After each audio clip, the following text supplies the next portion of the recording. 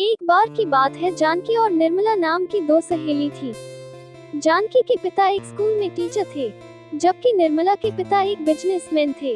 निर्मला अमीर थी जबकि जानकी गरीब थी। निर्मला थोड़ी लापरवाह किस्म की लड़की थी, जबकि जानकी एक समझदार और अपने काम को सही से करने वाली लड़की थी। कुछ समय के बाद वह दोनों बड़े हुए और एक कॉलेज में पढ़ने लगे।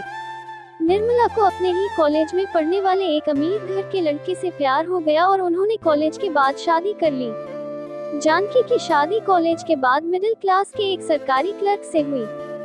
शादी के कुछ सालों के बाद जब निर्मला रास्ते में सब्जी लेने जा रही थी, तभी उसके पास एक लग्जरी कार आकर खड़ी हुई। उस कार में से निर्मला उतरी। दोनों ने एक दूसरे का हालचाल पूछा।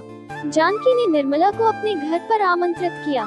इसके बाद निर्मला जानकी के घर पर गई। निर्मला ने जानकी के घर और उसकी लोकेलिटी के बारे में कुछ कहना शुरू कर दिया। निर्मला ने जानकी को कहा कि तुम इतने छोटे घर में कैसे रहती हो और तुम्हारे साथ तो तुम्हारे सास ससुर भी रहते हैं, तुम कैसे मैनेज कर पाती हो। लेकिन जानकी ने निर्मला की बात का बुरा नहीं माना और बड़ी ही समझदारी से उसका जवाब दिया। निर्मला ने जानकी को अगले दिन अपने लड़के के बर्थडे पर आमंत्रित किया। जानकी अपने पति और अपने लड़के के साथ निर्मला के घर पर पहुंची।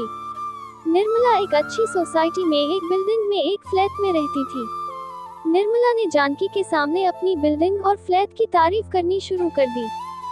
जानकी ने निर्मला से जब उसके पति के बारे में पूछा तो उसने कहा कि वह आज अपने बेटे के बर्थडे में नहीं आ पाएंगे क्योंकि वह बिजनेस में बिजी है। थोड़ी देर के बाद उन्होंने बेटे का बर्थडे सेलिब्रेट किया। इसके बाद जानकी अपने पति और बच्चे के साथ अपने घर पर वापस लौट आए। कुछ दिनों के बाद शहर में एक बड़ा भूकंप आया, जिसके कारण निर्मला जिस बिल्डिंग में रहती थी वह भी धराशायी हो गई। जब जानकी को इस बारे में खबर लगी तो उसने निर्मला को फोन किया। निर्मला ने बताया कि हादसे के वक्त वह बिल्डिंग में नहीं थी, लेकिन अब उनके पास रहने के लिए घर नहीं है। जानकी ने अपनी सहेली को जब तक दूसरे घर का जुगाड़ नहीं होता अपने घर में आने के लिए कहा। निर्मला अपने पति और बेटे के साथ जानकी के घर पर गई। जानकी ने निर्मला को दूसरे घर के जुगाड़ होने तक अपने घर में बड़े प्यार के साथ रखा। निर्मला को जानकी के प्यारे बर्ताव और उनके परिवार के आपस में मिलजुल कर रहने के रवैये को देखकर बहुत अच्छा लगा। निर्मला को अपने पहले के जानकी को नीचे दिखाने की हरकत पर पछतावा हुआ।